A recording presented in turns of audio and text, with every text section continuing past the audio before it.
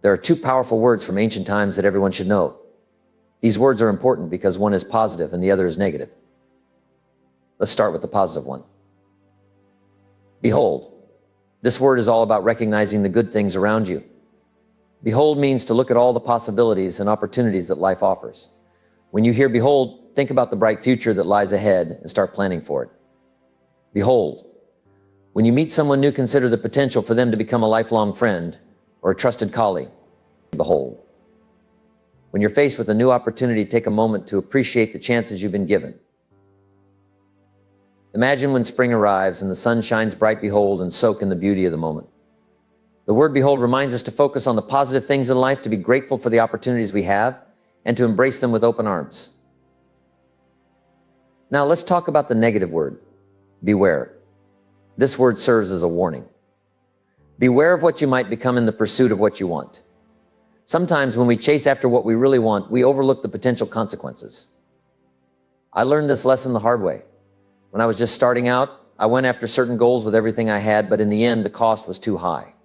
I became so focused on achieving those goals that I didn't realize the price I was paying until it was too late. Looking back, I wish I had been more cautious.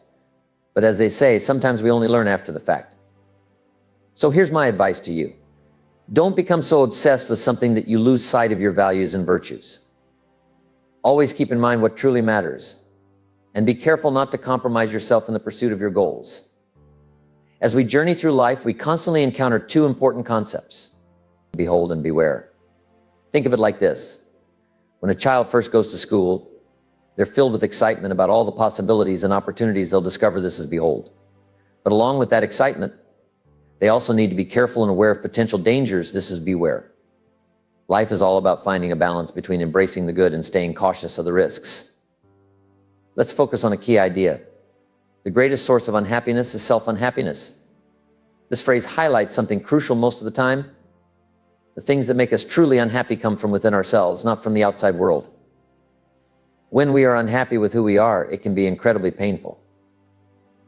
But it's important to understand that there are different levels of unhappiness. Sometimes feeling a bit unhappy can motivate us to make positive changes in our lives. It can push us to grow and improve. However, when that unhappiness becomes overwhelming, it can start to break us down and destroy our sense of well-being. This idea is similar to worry. It's normal to worry about things from time to time. It's a natural part of life. But we must be careful not to let worry consume us. We should be cautious, but not overly cautious. It's important to have a healthy amount of fear and worry, but not so much that it stops us from living our lives. It's the same with hate. It's okay to hate certain things, but we shouldn't waste our hate on small, insignificant matters like a job we don't enjoy. Instead, save your hate for the things that truly deserve it, like evil actions or harmful ideas that threaten the well-being of the people we care about. In life, it's all about finding the right balance. Embrace the good, be aware of the dangers, and always keep an eye on how you're feeling inside. Make sure that in your pursuit of what you want, you don't lose sight of who you are and what truly matters. You don't need to waste your energy hating everything. Saying, I hate this, I hate that all the time is a misuse of your hate. Save it for the things that truly deserve it. The things we really must stand against. But here's something even more important. Beware. Beware of what you become in the pursuit of what you want. Don't sell out or compromise your values. It's not worth the price. There's an old saying that goes like this. If you try to save your life, you'll lose it. But if you invest your life, you'll save it and make it grow. When you invest your time, energy, and resources into helping others or into meaningful pursuits, it's like planting seeds. Those seeds have the potential to grow into something incredible. So here's the key idea. Investing life into life has the potential to create miracles. When you invest your life into life, whether through relationships, ideas, or meaningful actions, you set the stage for amazing things to happen. Investing life into life can create a new baby, a whole new life. But it doesn't stop there. By investing your life into ideas, you can create businesses, movements, or initiatives that benefit many people, not just yourself. It's about putting your efforts into something bigger than your own personal gain. When you choose to invest your life into things that truly matter, you open the door to the possibility of creating miracles and making a lasting impact on the lives of others. Let me give you an example. Bill Bailey and I have been involved in various enterprises, and we're fortunate that they've been successful. But what's really special about our journey is how we've been able to positively impact so many people's lives along the way. And you know what's even more incredible? After all these years, we still invest in each other. If I come up with a fantastic idea, I immediately call Bill Bailey to share it with him. And if Bill Bailey reads a great book, he doesn't keep it to himself. He'll say, hey, you've got to check out this masterpiece. This constant sharing and investing in each other's thoughts and experiences create a ripple effect that extends far beyond just the two of us. It's a powerful reminder that when we invest life into life, we create connections, opportunities, and moments of growth that can touch many lives, not just our own. What I learned from Bill Bailey, I make it a point to share with others, and he does the same. This exchange of knowledge and support doesn't just stay between us. It spreads far and wide, reaching people like you all around the world. The impact of this continuous sharing and mutual support can be tremendous.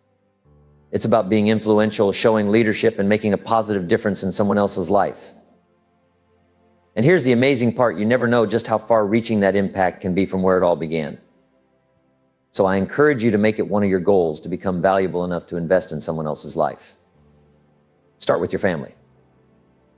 If you're married, begin by investing in your children, teach them, guide them, and support them as they grow. Then extend that investment to your spouse, nurturing your relationship and helping each other grow. Don't stop there. Reach out to your friends and offer them the same support. These relationships are golden opportunities for mutual growth and support, much like running a successful business together. The more you invest in others, the richer your life becomes, not just in material wealth, but in the wealth of relationships and shared experiences. I remember giving a speech once and I called it, "Today I am a wealthy man." Now, at first glance, it might sound like it's all about money, but it's not. What I was really talking about was the richness of life that comes from where I come from. You see, my family, my parents, my grandparents, they are my true treasure. For example, my grandma knew a lot about healthy eating, and she passed that wisdom down to my mom. Back in those days, people thought my mom was a bit odd for being so focused on health. But looking back, that heritage, that family knowledge is priceless. Sometimes we need to take a moment and think about the blessings we have, and our family history is definitely one of them. But it doesn't stop with just our family. There's also the heritage of our country. If you're from a free country like mine, you're part of something truly special. We have the opportunity to start with nothing and build something great, yes, even becoming a millionaire if that's your goal. But remember, it's not just about money. We inherit so much more things like fair courts that uphold justice, laws that protect our rights, schools that educate us, and medical advancements that keep us healthy. So when you think about wealth, think beyond just dollars and cents. Think about the richness of your relationships, the value of your heritage, and the impact you can have by investing in others. That's the kind of wealth that truly lasts and makes a difference. We didn't start any of the systems or structures that we benefit from today, but we enjoy the rewards of them every single day. That's the power of our heritage, and it's something we should always be grateful for. It's the foundation that others have built, and we get to stand on their shoulders, reaching heights they dreamed of. I also said, I'm wealthy because of what I've learned. This wealth isn't just about money. It's about the knowledge and wisdom I've gained from some truly great teachers. One of those teachers was Earl Schoaf, who played a significant role in guiding me towards understanding the importance of nutrition, not just for health, but also as a business. I met Mr. Schoaf when I was 25, and he introduced me to the idea of nutrition as both a product and a business opportunity. His mentorship was invaluable, and the lessons he taught me have stayed with me throughout my life. One of his key pieces of advice was, work harder on yourself than you do on your job. That simple but profound idea has shaped my life ever since. Another powerful lesson Mr. Schoaf shared with me was, don't wish it was easier. Wish you were better. This philosophy has been a guiding light for me, pushing me to constantly improve myself rather than hoping for my circumstances to change. It's something I've tried to live by and share with others, because it's been such a key factor in my journey towards wealth and success. Mr. Schoaf had another saying that has stuck with me over the years. Don't wish for fewer problems. Wish for more skills. This idea has resonated deeply with me, and it's something I've shared with people all around the world, especially during my 23-year journey with Herbalife, which many of you might know about. It's a mindset that encourages us to see challenges as opportunities to grow, rather than as obstacles to avoid. Another lesson from Mr. Schoaf that has had a profound impact on me is this: for things to change, you have to change. For things to get better, you have to get better. These words have influenced my approach to personal growth and success, reminding me that true change starts from within. Then there's Bob Cummings, with whom I was in business at a company called NutriBio. Bob had a saying that has stayed with me throughout the years: I'll take care of me for you. Will you please take care of you for me? This sentiment emphasizes the importance of mutual support and looking out for one another. It's about understanding that we're all in this together, and when we take care of ourselves, we're better equipped to take care of others. These teachings from my mentors, whether it's about self-improvement, facing challenges head-on, or the value of mutual support, have shaped my life in profound ways. They've guided me on my path to success, and I've made it my mission to pass on these valuable lessons to others, so that they too can benefit from this wealth of wisdom. There's incredible value in the knowledge and guidance that mentors provide. When life gets tough, and you feel like you're carrying the weight of the world on your shoulders, having someone to turn to for advice can make all the difference. Imagine picking up a book that helps you avoid a heart attack. Sure, the book might only cost $19.95, but the real value lies in the life-saving ideas it contains, and those ideas are priceless. One of the most important lessons I've learned is to never hesitate when it comes to investing in your own education. Why is this so crucial? Because the more you learn, the more doors open up for you. It's like discovering a hidden treasure that's been waiting just for you. When you invest in developing your mind, your perception, your awareness, and your ability to explore new ideas, you're essentially investing in your own future. Education doesn't just lead to wealth in the form of money, it brings so much more into your life. It leads to better health, greater happiness, stronger family relationships, and deeper friendships. So let me give you this advice. Never begrudge the money you spend on your personal education. It's the best investment you can make because the returns are endless. Another thing I've come to realize is that experiences are invaluable. They're like treasures that you collect along your journey in life. Each experience, whether big or small, adds to your wealth of knowledge and wisdom. So treat your experiences like precious assets. They're not just memories to look back on, they're lessons that help you shape your future. My own experiences have taken me on incredible adventures around the world, and each one has enriched my life in ways I couldn't have imagined. These experiences have taught me more than I could ever learn from a textbook. They've shown me different cultures, introduced me to new perspectives, and helped me grow as a person. And that's something you just can't put a price on. Finally, let's not forget about the wealth that comes from having true friends. Friendship is truly priceless. These are the people who know you inside and out, who stand by you no matter what. Having good friends is like having a treasure chest full of support, laughter, and companionship. They're the ones who lift you up when you're down, celebrate your successes, and stick with you through thick and thin. So cherish your friendships. They're one of life's greatest riches, and they add a kind of wealth to your life that money could never buy. Next, I said I'm a wealthy man because of my future. People often ask me, Jim Rohn, what do you want to achieve in the future? We have the money and resources to support whatever you desire. Can you imagine how incredible that feels? Having the freedom to pursue your dreams and aspirations is a remarkable opportunity. But here's something important to remember. While it's easy to get caught up in the excitement of what lies ahead, we must also be cautious. There's an old saying that warns us to beware of the little foxes that eat the vines. At first glance, everything might seem fine with the vines, but if you look closer, you'll see these small foxes causing damage that could ruin the entire vineyard. In the same way, we mustn't tolerate any form of evil, even in small doses. It's like planting a seed. Just a tiny bit of evil can start a destructive process that grows over time. It's crucial to recognize the roles we play in protecting what matters most. Think about the father as the protector and the mother as the nurturer. Each role is vital, and both are needed to create a strong, healthy environment for growth. So remember this phrase: the battle is always on, and you must be wise. Be mindful of what you allow into your life, because if you entertain even a small amount of negativity or evil, you'll eventually face the consequences. Staying vigilant and wise as we navigate our paths toward the future is key to avoiding unnecessary pitfalls. Now, jot this down. Sometimes, even when you plant seeds with the best intentions, you might not always see them grow into something fruitful. But don't let that discourage you. Not every seed will flourish, but the act of planting, nurturing, and tending to what you care about is what matters most. It's about being consistent in your efforts, staying true to your values, and understanding that the journey is just as important as the destination. Keep your eyes on the future, but always stay aware of the little things that could cause harm, because it's those small details that can make or break your success. It's important to be prepared for life's uncertainties. Think about a farmer. He works hard in the spring, carefully planting his seeds and nurturing them throughout the summer. He's dedicated, loves his family, and does his best to ensure a good harvest. But then, just as he's about to gather the fruits of his labor, a hailstorm hits, destroying everything he's worked so hard for. It's heartbreaking, but it happens. Now imagine you're that farmer facing such a difficult situation. What will you do when spring comes around again? Some people might say, I'm not planting anything anymore.